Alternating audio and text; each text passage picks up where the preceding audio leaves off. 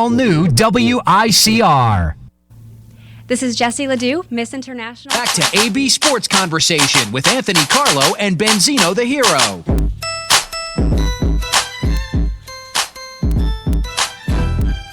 And yes, this is how we do AB Conversation. WICR Studios, Anthony Carlo, Zino the Hero.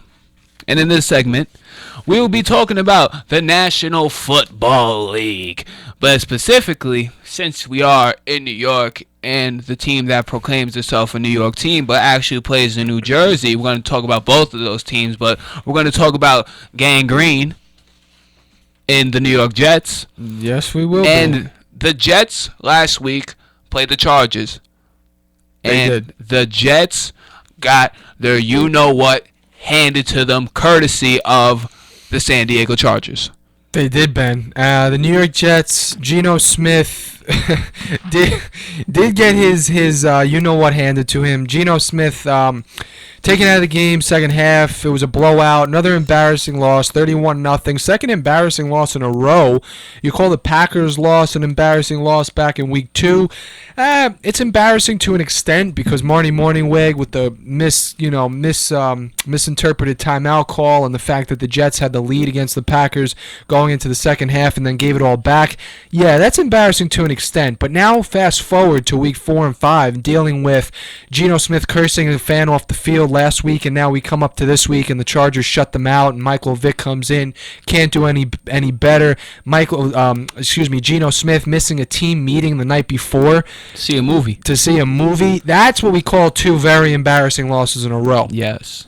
That's when we look to the loss back with the Packers and say that was a good loss compared to what we've been. Yeah, compared to what we've been dealing with now. Ben, where are the Jets going, man? Where are the Jets going? Who's starting for them next week? That's the big question. The big question. Yeah.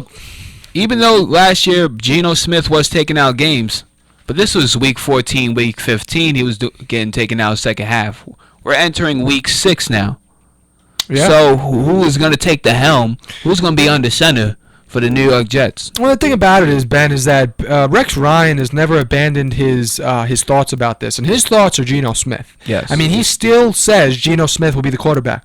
Now, I remember ranting to you a couple of weeks or whatever last week about Michael Vick and how why did they get him if they're going to sit him on the line, on the sidelines. I mean, he's got to get some snaps, whatever. I wasn't fighting for Michael Vick to get snaps. What I was merely saying was, why did you go out and get him in the first place if he wasn't going to be able to do anything but, as I'm making fake quotation marks, mentor Geno?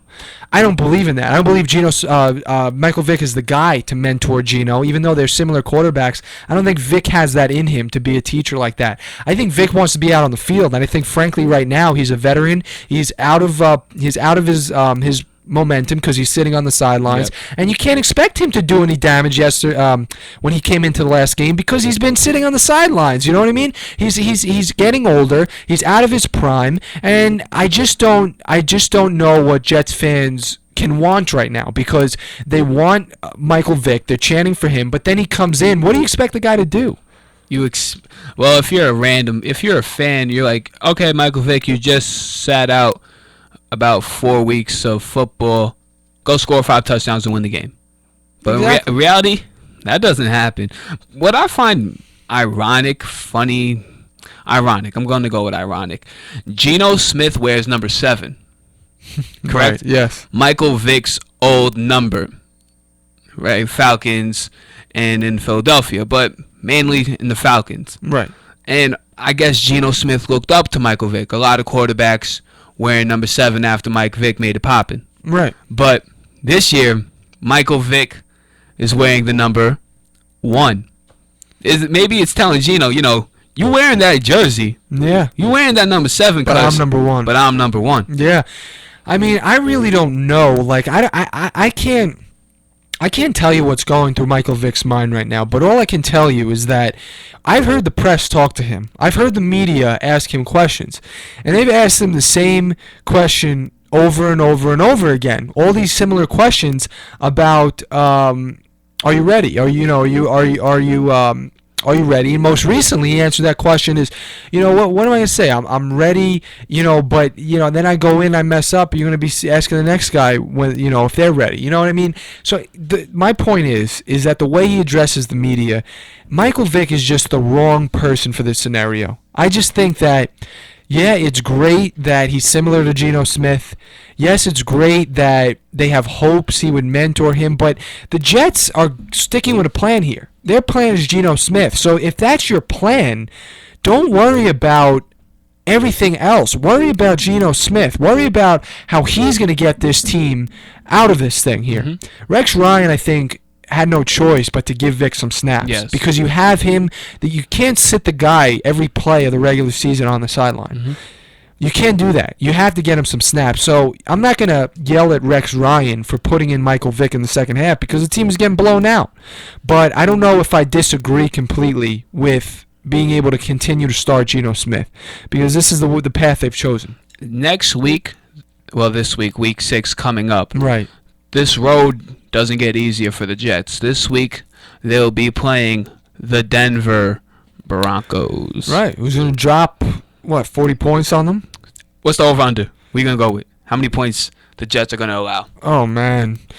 According to Rex Ryan, even though they're coming up with two of their toughest opponents with the Broncos and the Patriots, he still thinks that this is the time when the team is going to rise to the occasion. So if you know what, I'm going to go. They'd be put at 1-5 if they lost against the Broncos. Yes. So my over/under, I'm going to say that. I'm not going to go with the bold prediction that the Jets will get a win. I'm going to say that the Broncos, they beat them 30. Let's see. They beat them 36-21.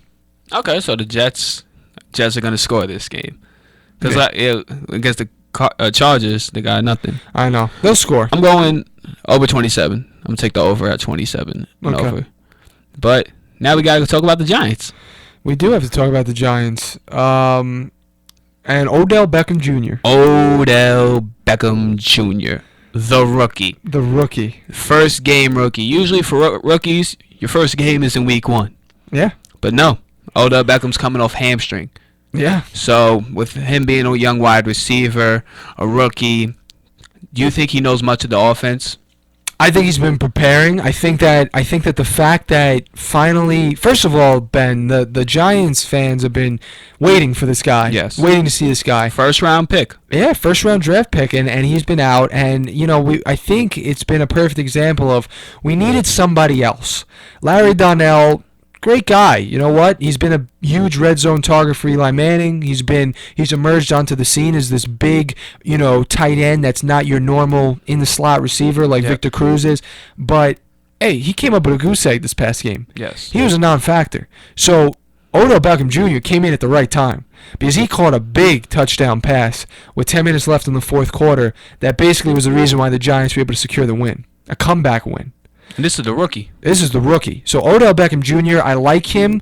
He didn't have, he had something average, something like 50, 45 receiving yards, but he's going to develop as a player, and I think he's going to develop well.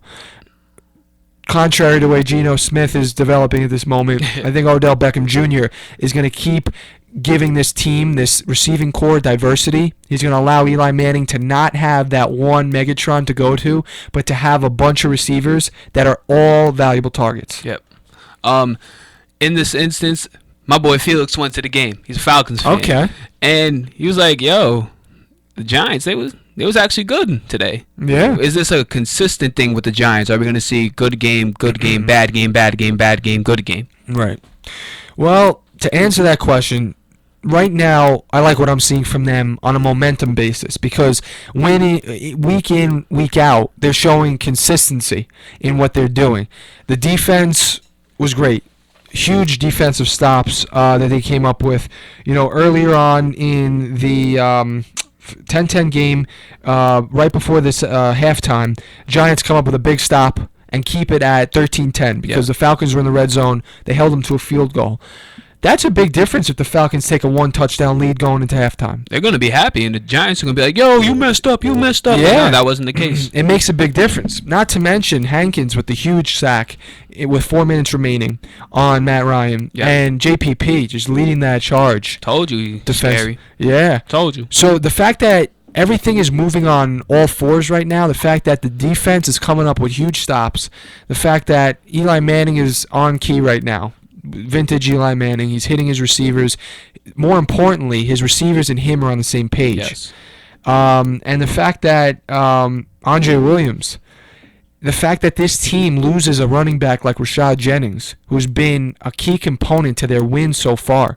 Kids rushing for 100 yards a game, and a fact like Andre Williams, a rookie, can step in and fulfill his shoes and do damage.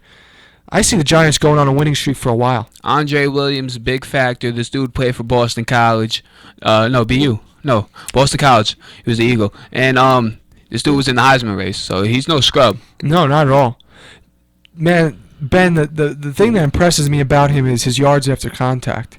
I mean, he gets hit, and he keeps going. And he still's going. And that's so important. And he didn't come up with any 40-yard runs or 20-yard runs or whatnot. What he did come up with were key runs, bursts that broke the first down marker, broke the touchdown plane, got his team key runs when they needed it. To continue the drive, Exactly. you need a key. It's all about continuing the drive and keeping the time of possession up and everything like that.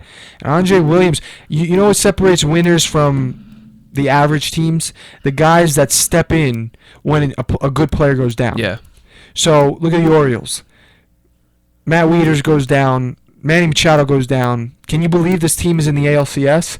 You know why? Because guys like I mentioned this before, Kelly Johnson, Stephen Pierce, these are guys who stepped up, the no-names who came up with the big plays, and that's exactly what Andre Williams did for Rashad Jennings. And I'm happy about this team. I think they're moving in the right direction. I think they need to ride this momentum wave before they go off of it, because I think when the Giants go off of it, they're going to go off for a couple of games.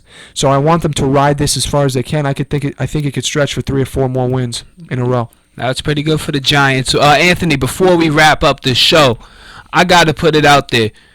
New York Knicks basketball. Oh, yeah. Tonight, New York Knicks basketball will be facing off the Boston Celtics in Hartford, Connecticut. Preseason game, 7:30, Channel 71 on Optimum. New York Knicks basketball, we back. But we've been here. What are we looking I'm out here. What are we looking for from the Knicks this year, Ben? This year? We're hopeful? I'm not going to talk about that right now. I know, because we know we that have a show. We We know have our a show. We're going to have a segment Our just dedicated to me just talking about the Knicks. Yeah, our shows generally, when basketball season approaches, becomes New York Knicks basketball show. We are the game, the pre-post. We are the wrap-up. We are everything for New York We're an Knicks. extension. Yeah. We're extension of New York Knicks basketball You want to know about the Knicks, you find out here. on AB Conversation. Okay? So Ben Zino, the hero, and for Anthony Carlo, this has been AB Conversation on a Wednesday evening, October 8th. 57 years ago today, the Giants and the Dodgers did go to California. Just to put that out there if you missed it. They did. If you can't, in case you missed the first segment. We enjoyed your company today. Join us next Wednesday here back in WICR. Remember, like us on Facebook. Hit us up on Twitter. Go to Ustream. Search WICR. Watch my rant. Don't forget about that rant. Yeah. We're going to do something special about that rant. Also, go on YouTube and check us out. All you got to do is type in AB Conversation, type in the week, October 8th, and you'll catch us over there. Yep. Squad. Ben, you got any shout-outs? GTN FSMP. We go. All right. We're good. Have a good week, y'all. See you next week, everyone.